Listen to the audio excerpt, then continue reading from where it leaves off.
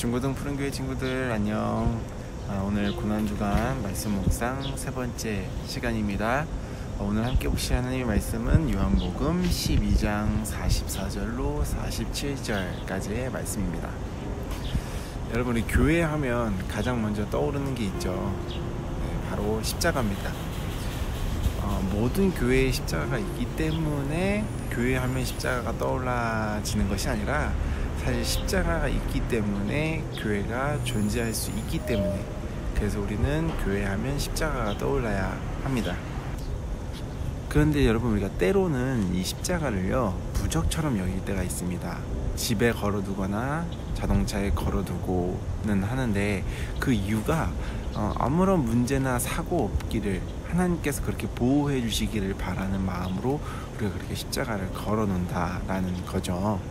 그런데 정말 십자가를 걸어두면 하나님께서 보호하실까요? 우리가 기억해야 할 것은요, 십자가는 예수님께서 달리셨던 형틀에 불과하다는 사실입니다. 십자가 그 자체에 힘과 능력이 있는 것이 아니라 그 십자가에 달려 돌아가신 예수님과 그 예수님의 사랑, 그것에 힘과 능력이 있다는 것을 기억해야 합니다. 그리고요, 한 발자국 더 나아가서 오늘 본문 45절에서 예수님께서 이렇게 말씀하시죠.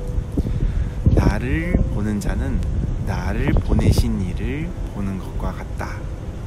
예수님을 보는 것은 예수님만을 보는 것이 아니라 예수님을 보내신 이, 즉 하나님을 보는 것과 같다라는 말입니다.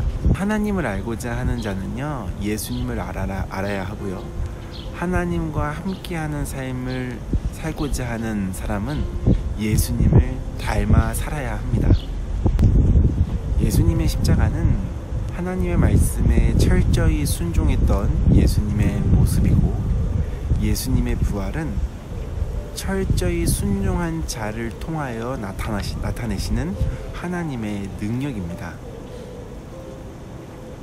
요한복음 14장 6절에서 말씀하셨죠. 내가 곧 길이요 진리요 생명이니 나로 말미암지 않고는 아버지께로 갈 자가 없느니라.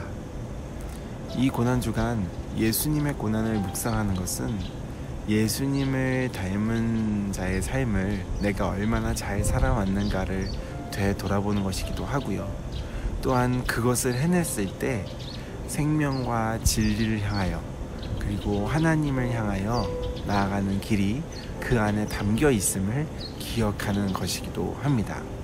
교회에 십자가가 걸려 있느냐 걸려 있지 않느냐보다, 그리고 성경에 대해서 얼만큼 해박한 지식을 갖고 있느냐 있지 않느냐보다 더 중요한 것은 나를 통해 사람들이 하나님이 어떤 분인지 알 수 있느냐 없느냐가 더 중요하다는 사실을 기억하시길 바라겠습니다. 우리 한 주간 다시 한번 나의 삶을 돌아보면서 나는 정말 예수님을 닮아 하나님 말씀에 철저히 순종하는 자의 삶을 살고 있는지 돌이켜봤으면 좋겠고요. 그리고 그 끝에는 분명 하나님의 나라와 영원한 생명이 있음을 우리들이 기억하고 또한 경험했으면 좋겠습니다.